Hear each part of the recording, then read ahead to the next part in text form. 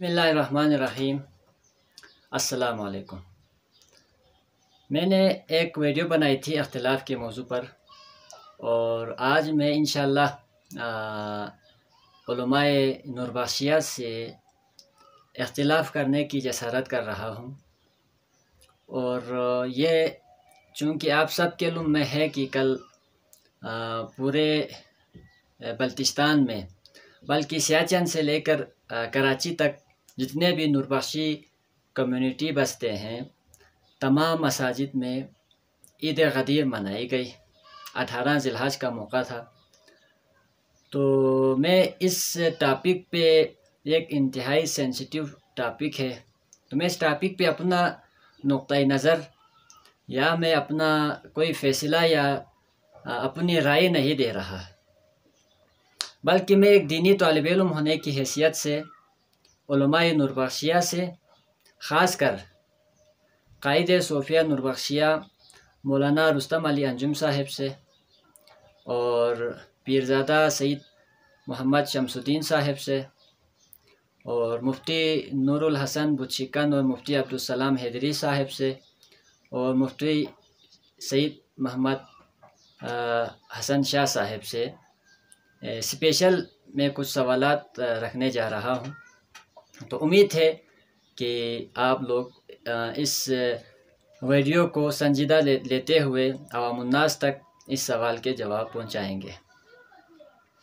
गदीर ख़ौम के मौके पर जो हदीस मन कुन्तु मौलाहु फ़हाज़ा अली मौला, इसमें किसी किस्म की शक व गुंजाइश की बात नहीं है। न ही मैं इस हदीस के हवाले से, हदीस की सनद के हवाले से या जो इसमें लफ्ज़ जो मौला है उसके माना व मतलब पे डिस्कशन या उस पे सवाल नहीं उठा रहा। ये बहुत बात की बहसें हैं। मैं अभी सिर्फ़, चूँकि मैं कल खानकाए मुअल्ला में जुमा के लिए था, तो वहाँ पे जो खुतबा पढ़ा गया और चंद उलमाए नूरबख्शिया की जो वीडियोस हैं वो मुझे सोशल मीडिया के ज़रिए सुनने का मौका मिला। तो गदीर के हवाले से आया बल्लिग़ यानी सूरह माइदा की आयत नंबर 67 है, वो तिलावत की जा रही है। और उलमाए नूरबख्शिया ये बता रहे हैं कि ये जो आयत मुबारका है, ये इस गदीर ख़ौम पे जो मौला अली अलैहिस्सलातु वस्सलाम को पैगम्बर इनकलाब सल्लल्लाहु अलैहि वसल्लम ने जो मौला का लक़ब अता फ़रमाया, ये उस आयत का हुक्म है।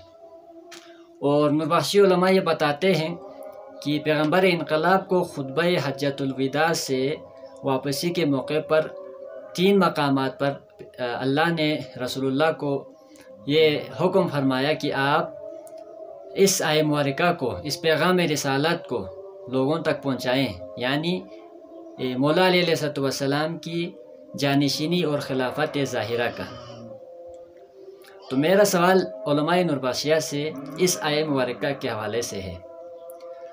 सवाल ये है कि क्या यह आयत मुबारका अपनी सियाक़ व सबाक़ के साथ ये बता रही है कि यह मुबारका आयत गदीर ख़ौम के मौके पे नाजिल हुई है और मौला की जानिशीनी ही के हुक्म पे नाजिल हुई है।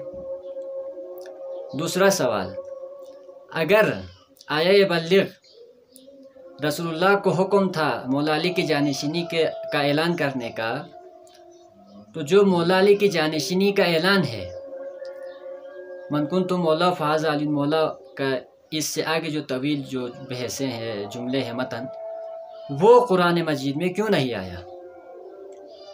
तीसरा सवाल ये है कि क्या कुरान मजीद में किसी आयत अल्लाह की तरफ से हुक्म नाजिल होने के बाद किसी मुसलमान के लिए कोई गुंजाइश बाकी रह जाती है कि उस हुक्म की तामील ना करें, उस हुक्म पर मिन्नो अन अमल ना करें।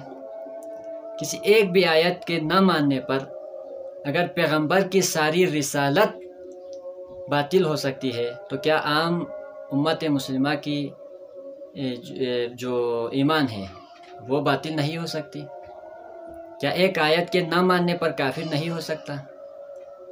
तो जैसा कि उलमाए नूरबख्शिया खानकाहों और मसाजिद में खुतबात और मजालिस में इस आयत मुबारका को غدیر خم کے موقع پر مولا علی کی جانشینی کے حوالے سے بتا رہے ہیں، تو یہ تو دلیل قطعی ہو گیا۔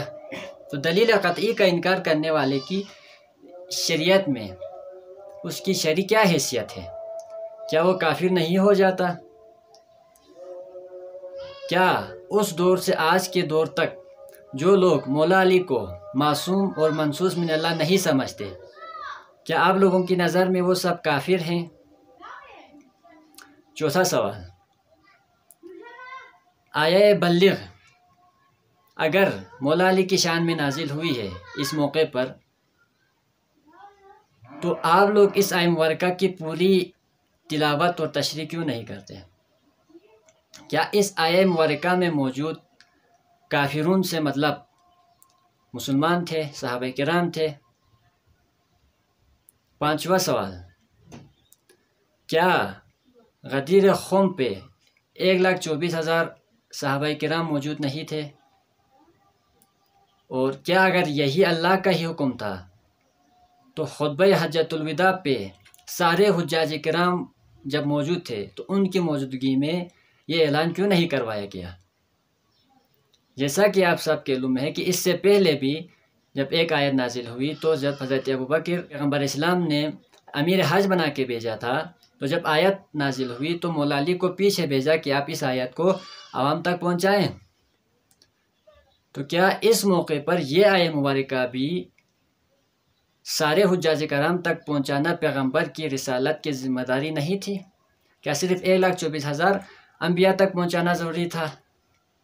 چھٹا سوال، کیا وہاں پر موجود صحابہ کرام وہ کن علاقوں سے تھے؟ پیغمبر اسلام نے کیا مستقبل میں ہونے والے فتنوں کے حوالے سے صحابہ کرام کو خبردار کرنے کے لیے بات نہیں کہی تھی؟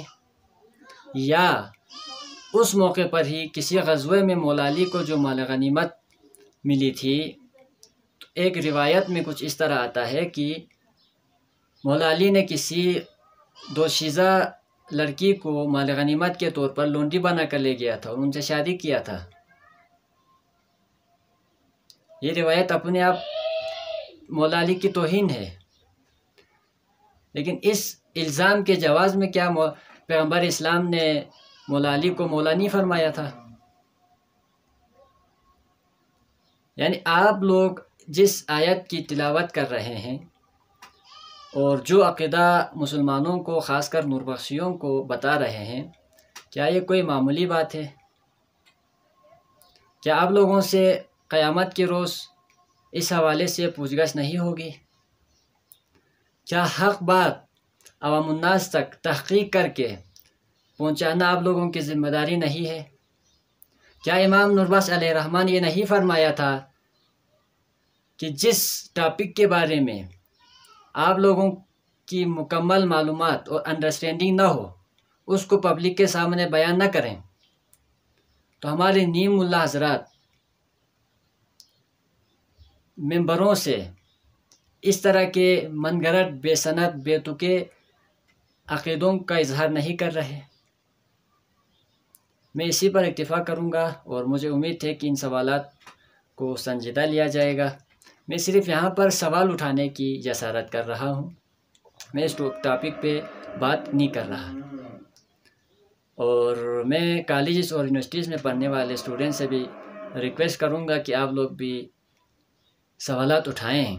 یہ کوئی معمولی چھوٹی موٹی قصے کہانیاں نہیں ہے، باقاعدہ قرآن مجید سے ایک بات لوگوں کو عقیدہ بتایا جا رہا ہے۔